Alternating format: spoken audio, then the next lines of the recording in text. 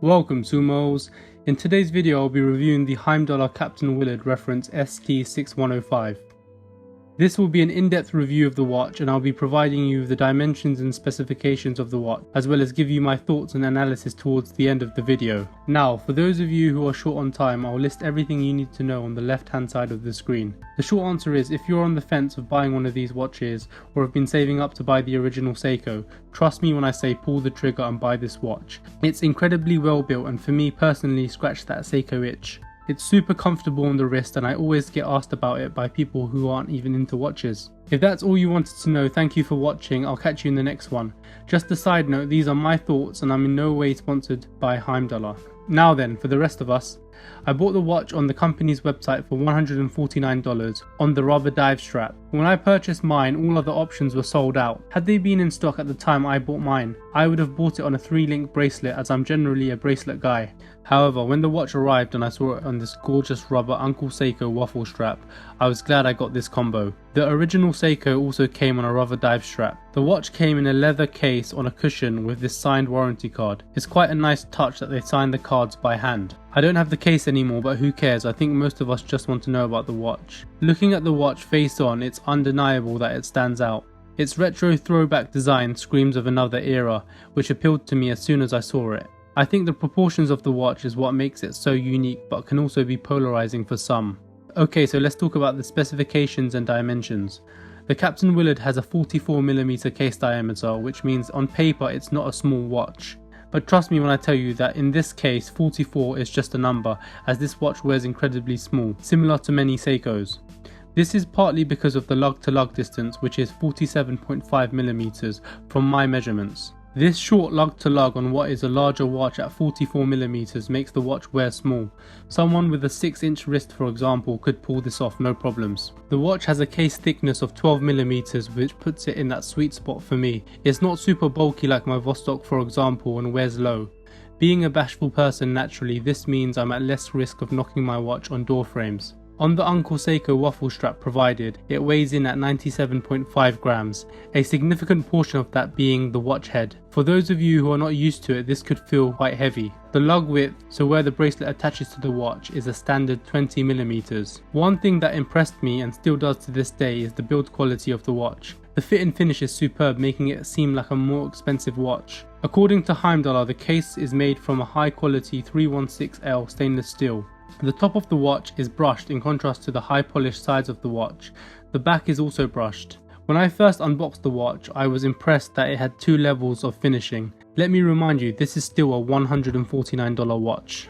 Moving on to the actual watch face and dial. The dial is a fairly conservative flat black dial. I like it that way as it allows other aspects of the dial to pop and accentuates the red. There are applied lume markers on each hour which have a metal border around them. I feel this adds some elegance to the dial and makes it stand out. The date window, which is in the 3 o'clock position, gets the same treatment. It consists of a white date wheel which matches the white on the bezel. On the bottom of the dial you have limited edition written and the reference to the original Seiko 6105-8110, which I think is a really nice touch. I haven't seen any other micro brands add this little detail. One of the things I believe separate Heimdallr from all of the other micro brands is their logo. It's a metallic skeletonized shark applied onto the dial. I really like it and it's one of the reasons I've bought several of their watches. Here it is positioned at the 12 o'clock. Heimdallr have decided to go with this Marine Master style dial and hands, which suit the watch extremely well. The red dot on the second hands brings some life to the dial and matches the 200 meters also printed on the dial in red. You also have automatic and 200 meters water resist written on the dial. All in all, I think as with the original, Heimdallr have struck a good balance on the dial and it does not feel too clustered or busy. The crystal is sapphire glass and features this blue tint AR coating. This helps the watch with the legibility when outdoors or in direct sunlight. The fact that they have been able to squeeze in AR coating on a $149 watch still impresses me to this day. Okay, so moving on to the bezel. It features a 120 click unidirectional bezel. The actual bezel insert is ceramic, so very durable. Like the case, the coin edge styled bezel is also made from high quality 316L stainless steel. Overall, the watch has one of the better bezel actions in my opinion.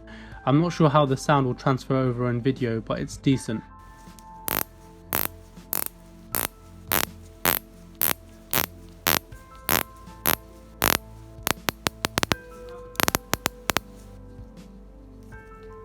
The only thing that lets the bezel down is the raised loom pip. Being raised, it means it can easily be damaged or fall off from a knock if you're not careful. Now, I have the 2019 version of the watch, so I'm not sure if they've addressed this issue in the 2020 release. Turning the watch over, you have some information written on the case back. You have high beat movement 5, sapphire crystal glass, automatic movement, and then the caliber reference NH35A.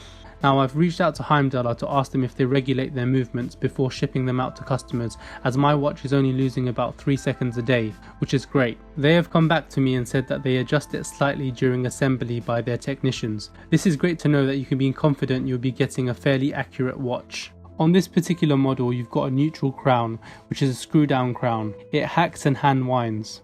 Now, before I show you the watch on a Seiko Jubilee bracelet and show you how it measures up against other watches, I wanted to show you the loom. The loom on this watch is spectacular. Heimdallr use Swiss C3 Super Luminova in green, and boy does this thing scream bright. It's honestly the best loom I have on any watch, and it lasts all night, no issues. After wearing this watch for a few months, I decided I wanted to swap out the waffle strap and try it on a bracelet. I settled upon this Seiko Jubilee bracelet I found on eBay, new with tags, for $22 or £19 here in the United Kingdom. I don't know what you guys think, but I feel like it completely changes the look of the watch. Although the waffle is great and is how the original Seiko was released, I prefer the Jubilee. It makes the watch more versatile in my opinion. It takes the watch from a pure diver's tool watch and dresses it up. It features a pressed clasp with Seiko written on the security lock. Okay, so here is the watch next to my Casio F91W.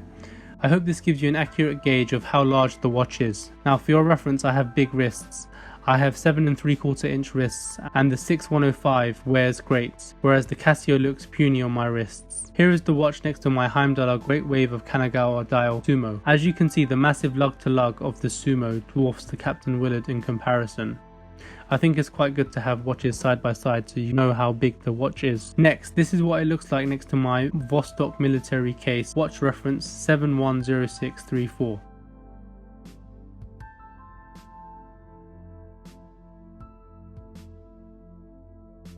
And finally, my Belova 666 Devil Diver.